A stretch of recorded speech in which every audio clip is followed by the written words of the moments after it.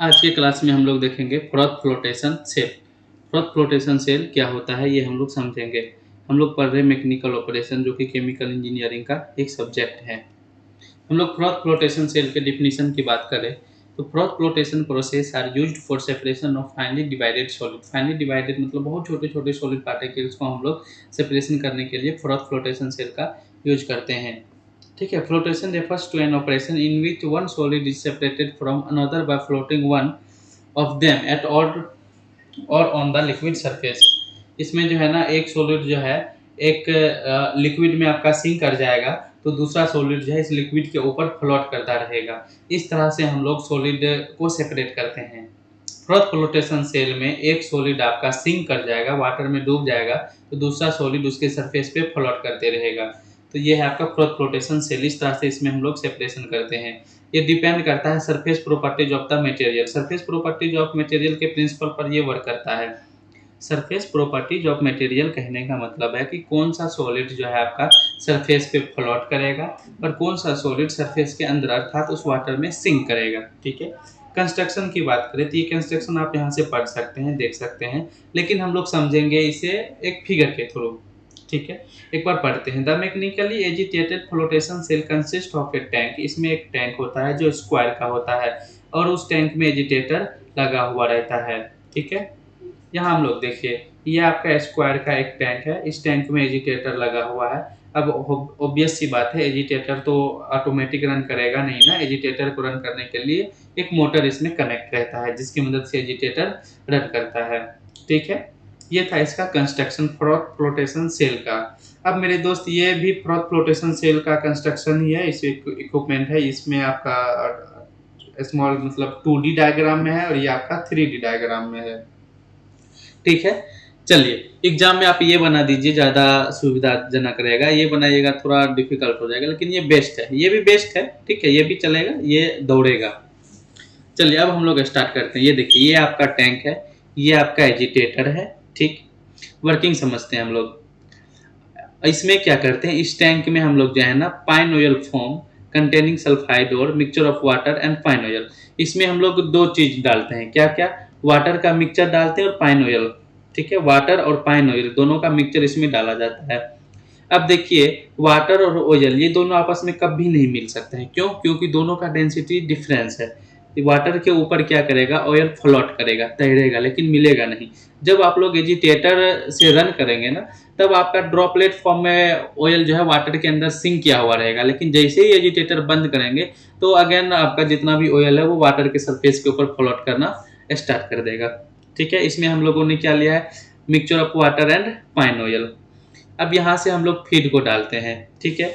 इस मेथड का यूज हम लोग जो है ना ओर मतलब सल्फाइड ओर को सेपरेट करने के लिए करते हैं। अब इसको समझते हैं थोड़ा। सल्फाइड ओर का जितना भी पार्टिकल्स है वो वाटर में सिंक कर जाएगा। वाटर वेटेड है। ठीक है। वेटेड बाय ऑयल, सॉरी, जितना भी सल्फाइड ओर है वो ऑयल में सिंक करेगा और जितना भी एक्सटर्नल पार्टिकल्स है, गॉज पार्टिकल्स है, वो वाटर में सिंक कर जाएगा। तो मिक्सचर में से आप सल्फाइड ओर को अलग कर सकते हैं इस मेथड के द्वारा। कैसे अलग करेंगे? तो अलग करने के लिए हम लोगों ने क्या किया, इस कंटेनर में वाटर और पाइन ऑयल का मिक्सचर ले लिया है। ठीक। अब यहाँ से हम लोग देखिए, ये सल्फाइड और गॉज पार्टिकल्स को यहाँ से हम लोग डालते हैं। गॉज पार्टिकल्स का मतलब हुआ और के अलावा जितना भी एक्सटर्नल पार्टिकल्स है सबका यहाँ पे गॉज पार्टिकल्स बोल दिया गया है।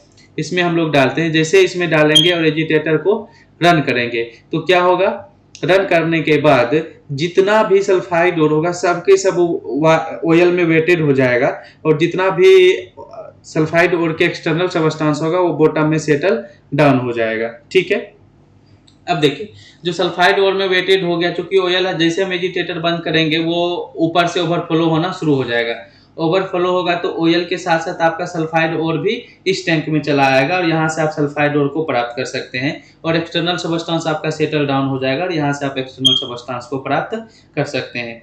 ये था आपका ओवरऑल वर्किंग। फिर से अगर समझे तो बहुत ही आसान है। सल्फाइड और जो है ऑयल में सोलूबल हो जाता है, ऑयल में मिल जाता है, तो वहां से हम लोग ऊपर से उसको हम लोग सेपरेट कर लेते हैं और जो वाटर में सिंक करता है वो बॉटम में सेटल डाउन हो जाता है, यहाँ से हम लोग उसको अलग कर देते हैं। ये था ओवरऑल इसका वर्किंग। ठीक है।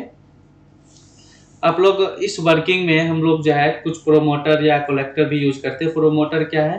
These are material which are absorbed on the surface of the particles forming unimolecular rail. A commonly use promoter is sodium methyl xanthene. अब देखिए सोडियम मिथाइल जेंथेन जो पाइन ऑयल था ना, उसकी जगह पे हम लोग ये भी ले सकते थे, सोडियम मिथाइल जेंथेन, ठीक है।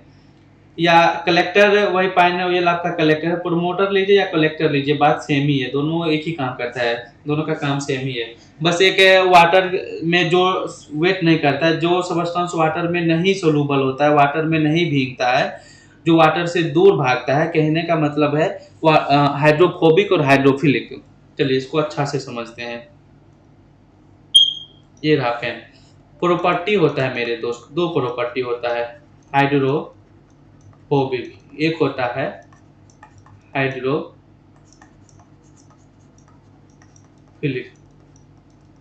हाइड्रोफोबिक का मतलब हुआ कि वाटर से दूर भागेगा, ये वाटर से दूर, वाटर के पास नहीं जाएगा। हाइड्रोफिलिक का मतलब होता है क्या?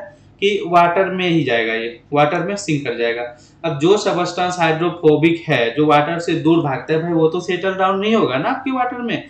ये वाटर से दूर भाग रहा है लेकिन ये ऑयल के पास जाएगा, ठीक है। तो इसलिए हम लोग लेते हैं ऑयल, इसलिए लिया गया है कि भाई जो सबस्टेंस हाइड्रोफोबिक है वो वाटर में सोलूबल तो होगा नहीं, तो वो जाएगा किस में? तो वो जाएगा ऑयल में, इसलिए हमने ऑयल लिया। और सल्फाइड और जो वो हाइड्रोफोबिक है भाई, वो वाटर में सोलूबल होगा ही नहीं, वाटर में जाएगा नहीं, वाटर से दूर भागने की कोशिश करेगा, ठीक है। जैसे वाटर से दूर भागेगा तो किस में चला जाएगा? ऑयल में। और ऑयल का डेंसिटी कम होता है, जो वाटर के ऊपर सिंक फ्लोट करना शुरू कर देगा। जैसे वाटर के ऊपर फ्लोट करेगा, ऊपर से हम लोग क्या करेंगे, उसको सेपरेट कर लेंगे। देखिए यहाँ से वाटर के ऊपर ये फ्लोट कर रहा है, यहाँ पे ये पूरा फ्लोट करेगा यहाँ पे, ठीक है। अब इसमें सल्फाइड और भी रहेगा, तो ये भाग खोल के हम यहाँ से उसको अलग कर लेंगे। और जो वाटर में सिंक कर रहा है, जो वाटर से दूर नहीं भागता है, वो यहाँ से हम लोग अलग कर लेंगे। ये था इसका working. Thank you very much.